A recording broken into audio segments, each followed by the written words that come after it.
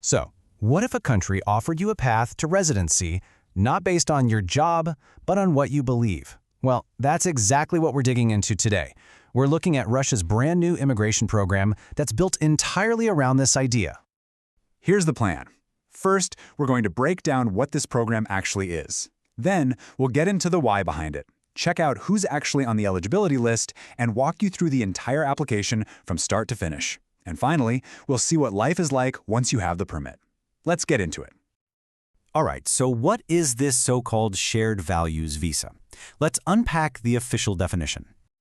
Okay, so at its heart, this is basically a fast track to living in Russia. It gives you a 3-year temporary residence permit, or TRP.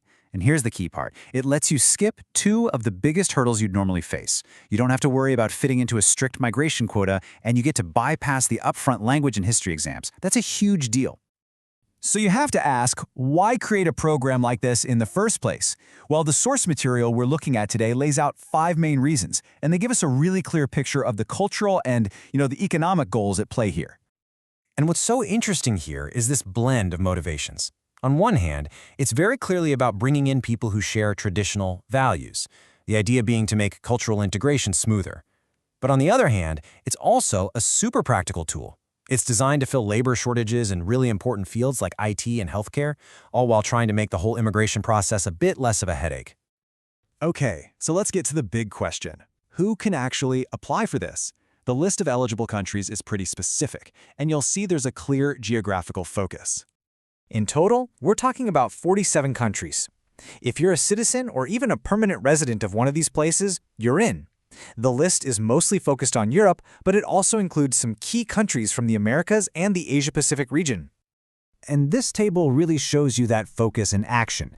You can see the vast majority are European nations, 37 of them, but then you also have Canada and the United States, along with major U.S. allies in Asia like Japan, South Korea, and Australia. So let's imagine you're from one of those 47 countries and you're interested. What happens next? Well, the process is laid out in several stages. And here's a really important detail. The main part of the application has to be done after you've already arrived in Russia. But wait, before you even think about booking a flight, you've got some prep work to do back home. You'll need to get a few crucial documents together. A clean criminal record check that's been officially apostilled, a passport that's valid for at least 4 more years, and, this is critical, notarized Russian translations for both of those. Okay, once your papers are in order, the real journey begins. First, you get an entry visa. Then you actually travel to Russia. And you'll want to plan your finances carefully, because most Western credit and debit cards won't work there.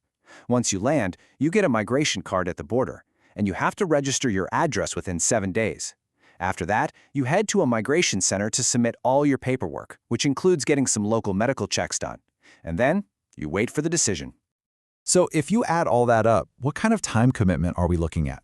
The source suggests you should probably plan for about 6 months total, from the very beginning to getting a final decision. That breaks down to about 2 months for getting all your documents ready back home, and then a 4-month review period once you've officially applied in Russia. All right, let's fast forward. You've been approved. What does life actually look like now? Let's take a look at what this permit actually gives you and what it asks of you in return. This chart gives you a really nice side-by-side comparison. The rights are pretty significant, right? For 3 years, you can live and work in the region you registered in. You can use the public healthcare system, and you can even start your own business. It's also a clear stepping stone to permanent residency. But, of course, there are obligations. You have to live in Russia for more than half the year, and you have to file a report every year confirming your residency. Now, this program is still really new, but we do have some early numbers that give us a hint about who's interested.